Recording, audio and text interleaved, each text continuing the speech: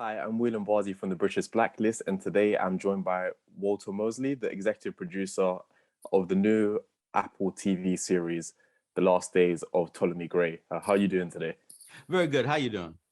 I'm not doing too bad. In relation to the series, adaptation is a word that seems to scare a lot of authors. How did you approach this, and did you have that sense of fear about how your work could be adapted, or were you confident in its ability to stand as a series as opposed to a film or a theatrical play? No, I was confident that it could work. When I started writing, you're really happy in the beginning, right? Someone say, "Oh, we're gonna do the series. We're buying it. You're gonna be the writer, and you're all happy." And then you sit down and say, "Uh-oh, well, how am I gonna write it?" That's the beginning. But it's always the beginning. The blank page is always a problem. Well, it could be something adapted, something you made up, something somebody else thought of. It's always a challenge. But I love writing. I love writing, and so once I get into it, then I'm really happy. The only problem is if I love it too much and it's not good enough. But that's a great thing about collaboration. People tell you when it's not good enough.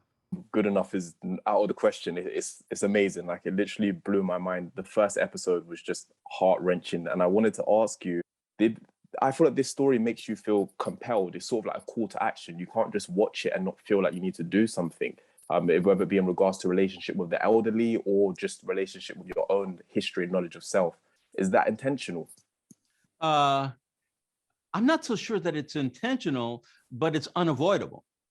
That if you talk about something that everybody in life experiences one way or the other, uh, and you make them feel it, it's not something that you're pushing away, but you're pulling closer.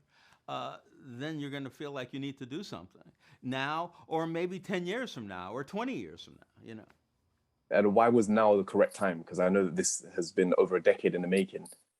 Well, the great thing about talking about the subject of this series is that this is something that almost every human being in one way or another has had to deal with back 10,000 years, right?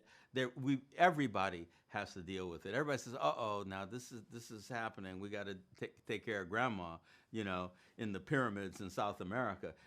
I mean, that's the way it is. And so one thing is it's always on time.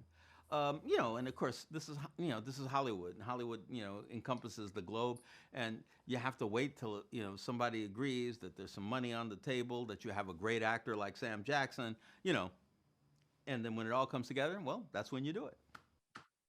And you write a lot. Like, you're prolific with the pen. But you've listed this story as one of your best ones. This was many years ago. I saw in an interview you said that. Why do you believe that to be the case, considering you've written so much?